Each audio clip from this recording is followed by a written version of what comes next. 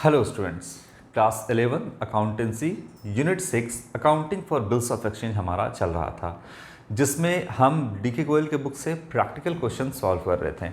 और जितना भी मैंने आपको प्रैक्टिकल क्वेश्चन बताया है वो बिल्कुल जैसा मैंने आपको एग्जांपल में बताया था उसी टाइप से आपका यहाँ पर दिया हुआ है। तो प्रैक्टिकल क्वेश्चन आप खुद से बनाओगे, जहाँ फंसोगे कहीं दिक्कत होगा वहाँ पर आपको वीडियो का या सॉल्यूशन का सहारा लेना है। हम आपको 1 बाय 1 करके लगभग सारा प्रैक्टिकल क्वेश्चन करवा देंगे। तो वीडियो आप तभी देखोगे या फिर आप सॉल्यूशन तभी देखोगे जब आप कहीं फंसोगे। जितना भी टॉपिक था वो मैंने आपको एग्जाम्पल से समझा दिया है, टॉपिक मैंने आपको समझा दिया है, जर्नल एंट्री कैसे बनेगा ये मैंने आपको समझा दिया है।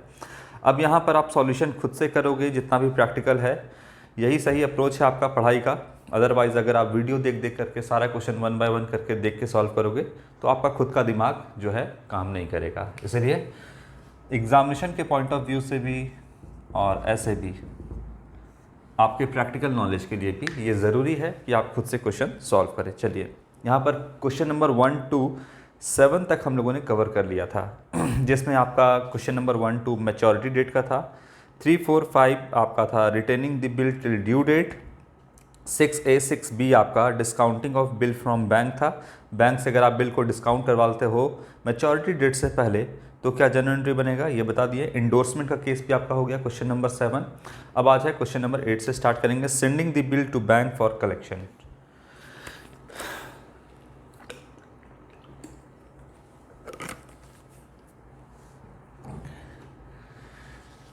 सामान जब बेचा जाता है तो कभी कभी सेलर यानी पेई की अगर हम बात करें तो वो बिल को क्या करता है खुद से कलेक्ट करने के बजाय बैंक वाले को बोलता है, बिल को बैंक में देता है और कहता है कि आप जो है मेरे बिल को कलेक्ट कर लो। तो अलग अलग सिचुएशन है, अलग अलग केस है, उसमें कैसे जर्नल एंट्री पास करना है, बेसिकली वही सब हम लोगों को सीखना है। तो क्वेश्चन नंबर 8 क्या कहता है, सॉल्यूशन करेंगे इसका हम।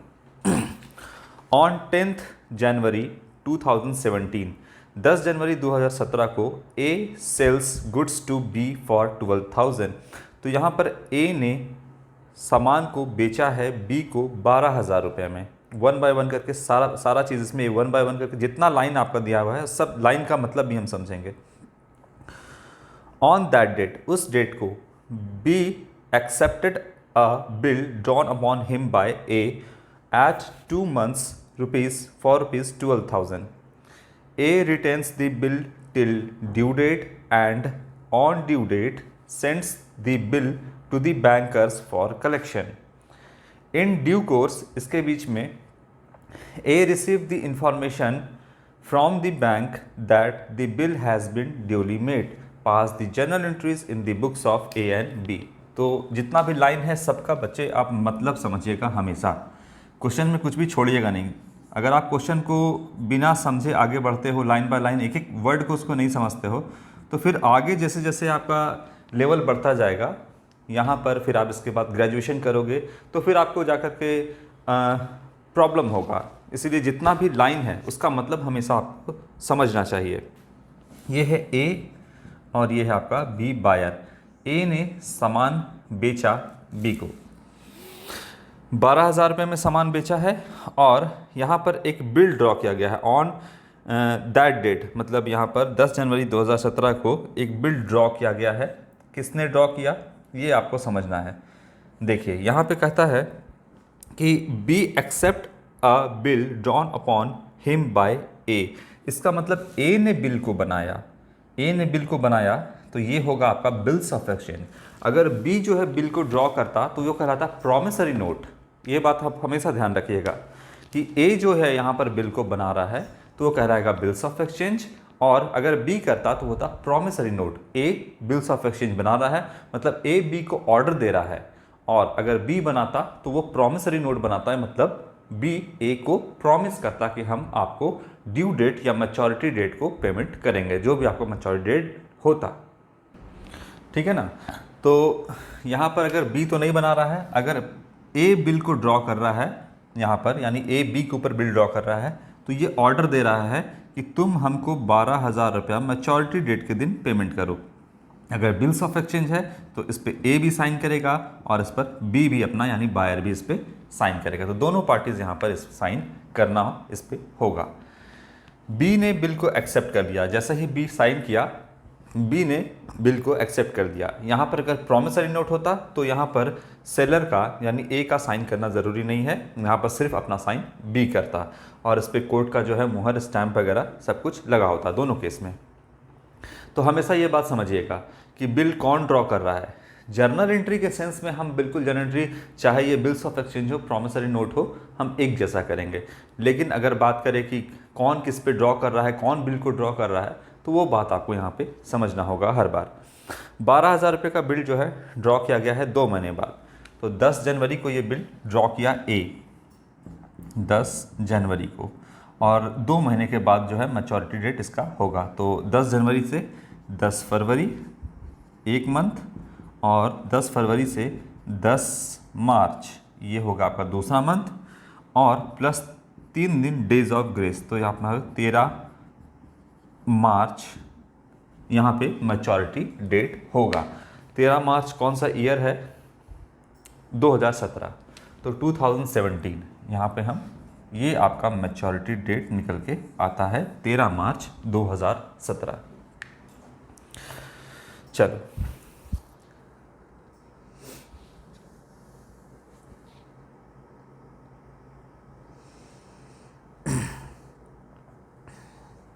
इसके बाद ये हो गया आपका मैच्योरिटी डेट 12,000 रुपये का। A retains the bill till due date. A क्या करता है, इस बिल को ए ड्यू डेट यानी 13 मार्च 2017 तक अपने पास रखता है। ड्यू डेट बोलिए या मैच्योरिटी डेट बोलिए, एक ही बात है। इसके बाद लिखता है and on due date sends the bill to the banker for collection. और ड्यू डेट के दिन यानी 13 मार्च 2017 को ए क्या करता है, ये बिल जो कि साइन करके क्या किया, बिल ए देते, यहाँ पर ए ने सामान बी को बेचा, बी इस पर साइन करके ये बिल ए को दे देता है, और ये फिर क्या किया कि ये बिल को अपने पास रखा, और 13 मार्च 2017 को ये क्या किया, बिल को भेज दिया कहाँ पर, बैंक में। बिल को कहाँ भेज दिया, बैंक में भेज दिया, और बोला कि आप जो है ये कलेक्ट कर लो। यानी बैंक को ए ने कहा कि आप बिल को का पैसा जो कि 12,000 रुपये है वो कलेक्ट कर लो और मेरे अकाउंट में पैसा डाल दो, बस यही बात है। अब इसका जर्नल एंट्री कैसे कैसे बनेगा वो हम देखते हैं लाइन बाय लाइन। चलिए, सबसे पहले स्टेप बाय स्टेप चलना है। यहाँ पर कौन कौन है, यहाँ पर ए और बी दोनों पार्टीज के बुक्स ऑफ अकाउंट में क्या जर्नल एंट्री पास करेगा वो देखने के है। जर्नल ऑफ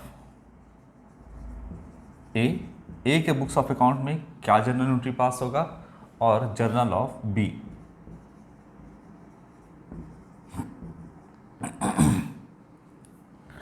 चलो, सबसे पहले 2017 10 जनवरी 2017 को सामान बेचा गया, इसको हम हटा दे रहे हैं। 2017 सामान बेचा गया 10 जनवरी को,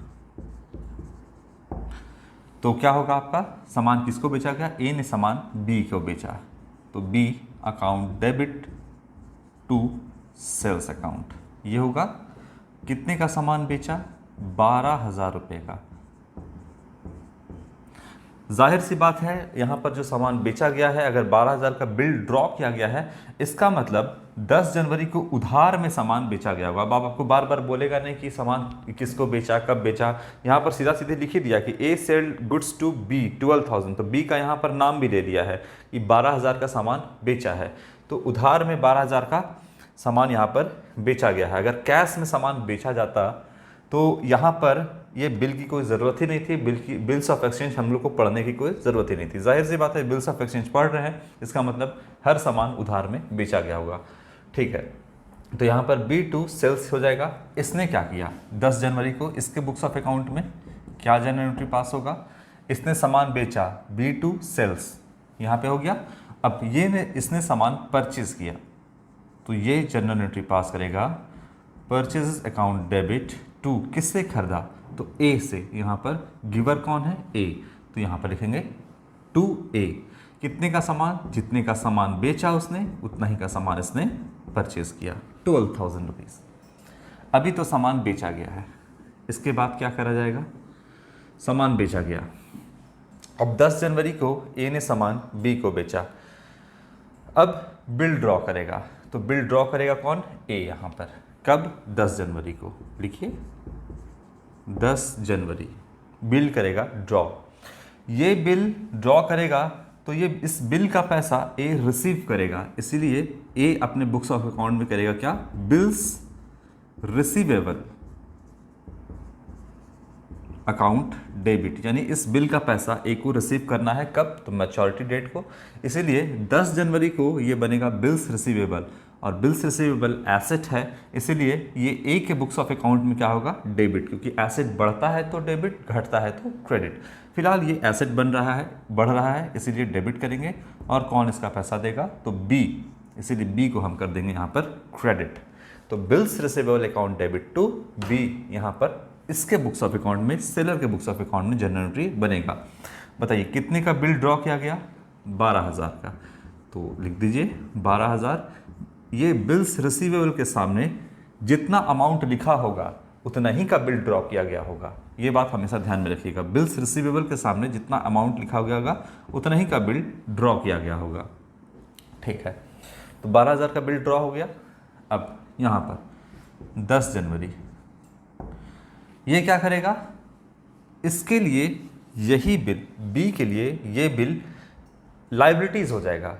ए को पैसा रिसीव होगा तो इसके लिए तो एसेट है, बी को ये पेमेंट करना है ए को, तो यहाँ पर इसके लिए क्या होगा, लाइबिलिटी। इसीलिए ये लिखेगा bills payable, bills payable account credit करेगा। क्रेडिट क्यों करेंगे, क्योंकि लाइबिलिटी बढ़ता है तो क्रेडिट, घटता है तो डेबिट।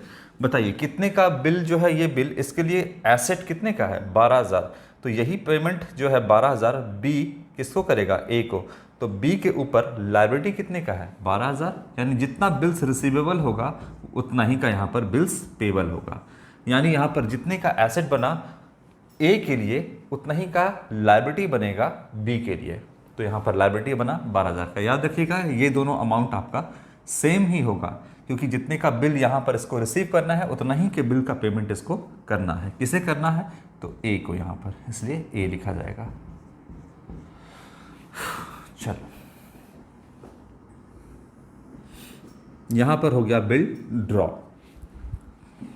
अब क्या कहता है क्वेश्चन में, क्वेश्चन में कहता है कि ये बिल जो है ना, ये एक्सेप्ट कर लिया, ये बिल ड्रॉ हुआ, बी ने यहाँ पर साइन किया, एक्सेप्ट किया, और ए को यहाँ पर दे दिया बिल। अब ए अपने पास बिल रखे हुए है, कब तक रखे हुए हैं, तो बोलता है मैच्योरिटी डेट या ड्यू डेट तक ये बिल अपने पास रखे हुए हैं। अब ये बिल जो है अपने पास रखे हुए हैं, अब आएगा यहाँ पर से समय का इंतजार करना है। ये बिल जो है ए अपने पास रखे हुए हैं, और धीरे धीरे जनवरी से आ गया फरवरी, फरवरी से आया मार्च, और समय आ गया 13 मार्च।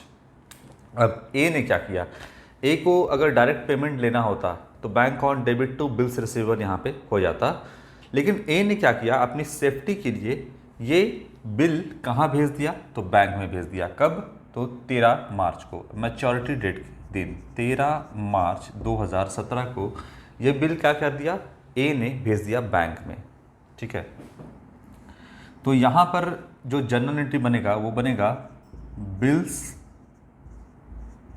Saint for collection. Bill sent for collection एक पर्सनल अकाउंट है आपका, यानी बैंक ने इसे रिसीव किया, डेबिट द रिसीवर, इसीलिए बिल सेंट्स फॉर कलेक्शन यहाँ पे डेबिट हुआ। ये बिल का, ये जो बिल है ये कहाँ भेज दिया गया, बैंक में चला गया, ये बिल बैंक में चला गया, ठीक है। तो बैंक में चला गया, डेबिट द रिसीवर, हम बिल्स सेंट फॉर कलेक्शन को डेबिट किए 12,000 से। बिल चला गया तो ये डेबिट था, इसके पास बिल था तो एसेट था डेबिट, अब बैंक में भेज दिया तो एसेट घट गया, इसलिए ये हो गया आपका credit, bills receivable account credit 12,000 से। ये अभी क्या हुआ, बस इतना पे आप ध्यान फोकस रखो, ये बिल जो था ये कहाँ चला गया, बैंक में चला गया। क्या इसके अगेंस्ट ये कोई जनरल एंट्री पास करेगा, ये अभी कोई जनरल एंट्री पास नहीं करेगा, फिलहाल इस एंट्री के अगेंस्ट कोई जनरल एंट्री पास नहीं करेगा, क्योंकि ये जो है कहाँ बिल को कहाँ भेज दिया, बैंक में, तो फिलहाल यहाँ पर बी का इस एंट्री के अगेंस्ट कोई काम नहीं है, लेकिन ठीक है यहाँ पर बी को पैसा 13 मार्च को देना है। ये तो अभी चला गया बैंक में, बिल बैंक में चला गया। इसके बाद 13 मार्च सेम डेट को ही क्या होगा कि ये पैसा जो है बैंक वाला क्या करेगा, इसको कलेक्ट कर लेगा और यहाँ पर सेलर के अकाउंट में क्रेडिट कर देगा। तो ये पैसा क्या करेगा, कलेक्ट करेगा। ठीक है, चलिए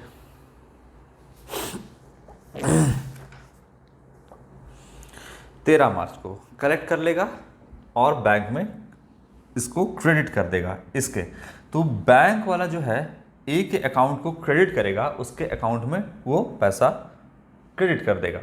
लेकिन यहाँ पर हम बैंक में क्या एंट्री हो रहा है उससे हमको मतलब नहीं है।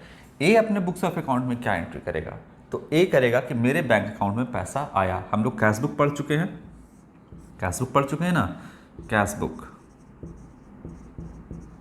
जो भी पैसा आता है उसे हम क्या करते हैं, डेबिट करते हैं, क्योंकि कैश बुक आपका रियल अकाउंट है। Debit watt comes in and credit what goes out. तो डबल कॉलम हम लोग कैश बुक पढ़ चुके हैं, एक कैश कॉलम और एक बैंक कॉलम।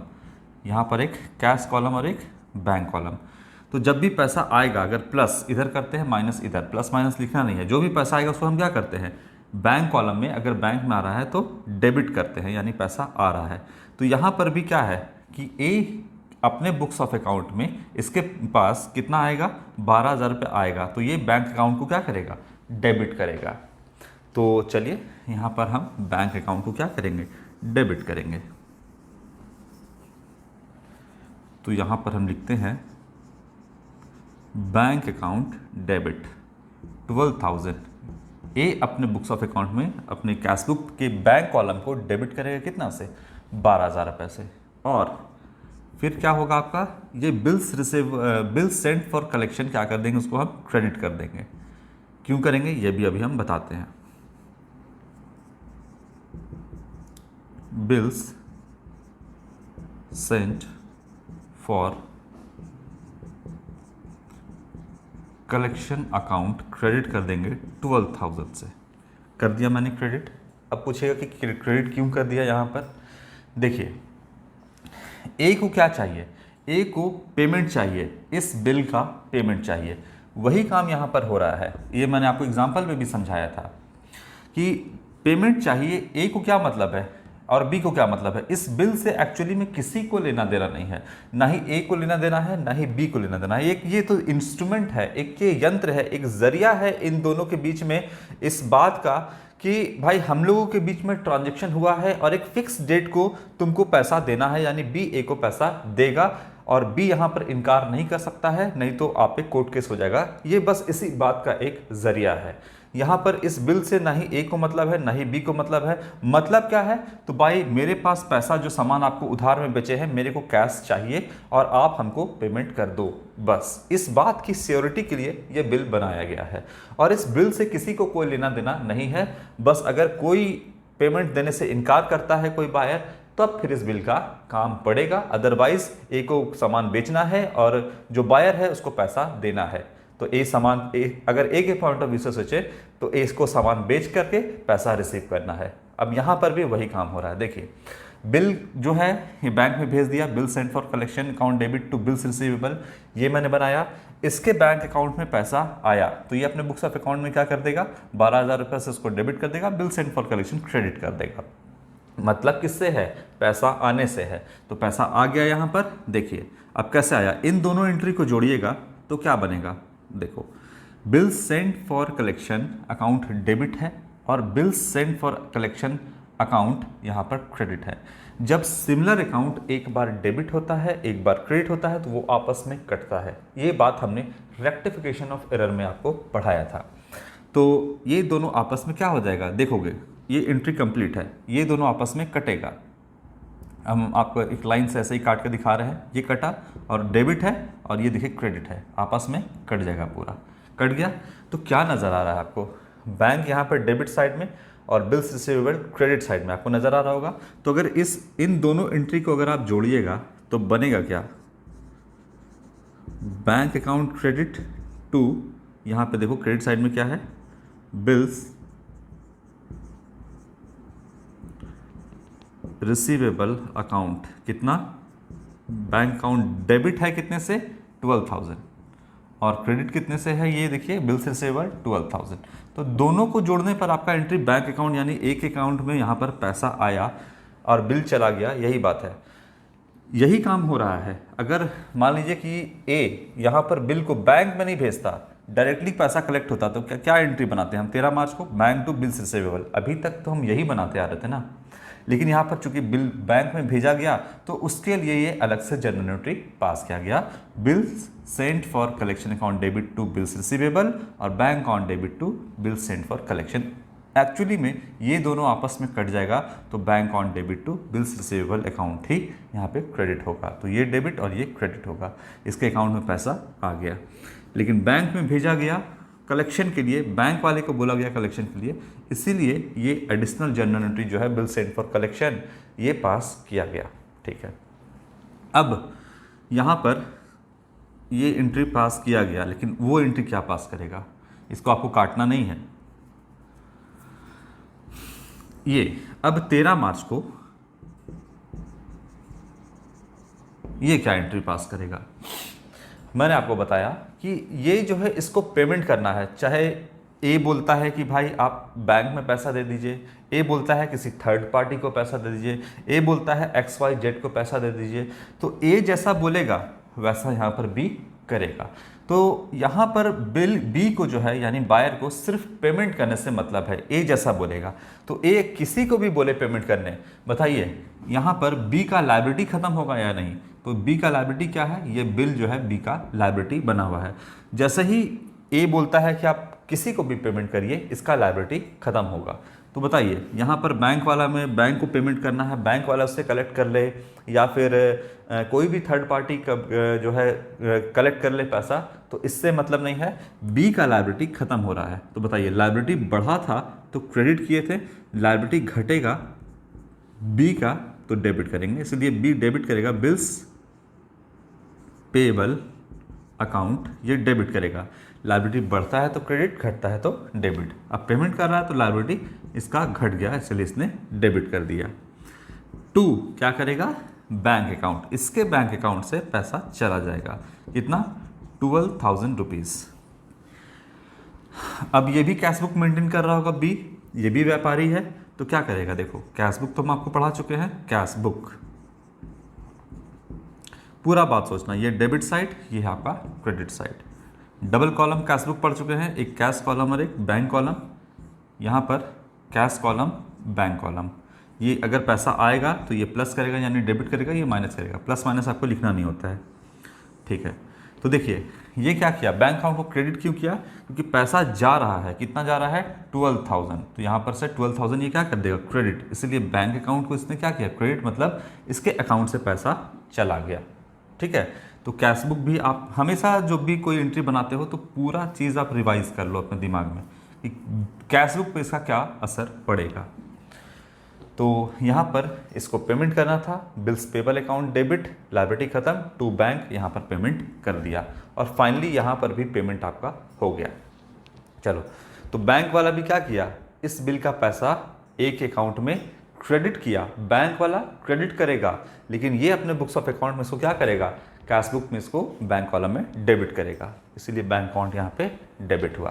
ठीक है, तो इसके बाद क्वेश्चन नंबर 8 के बाद क्वेश्चन नंबर 9 है। ये आपका क्या कहता है क्वेश्चन नंबर 9, इसमें 3 बिल जो है ड्रॉ करना है। ठीक है, तो इसको हम आपको नेक्स्ट वीडियो में बताएंगे, तब तक आप जो है क्वेश्चन नंबर 9 को प्रैक्टिस करोगे। Thank you.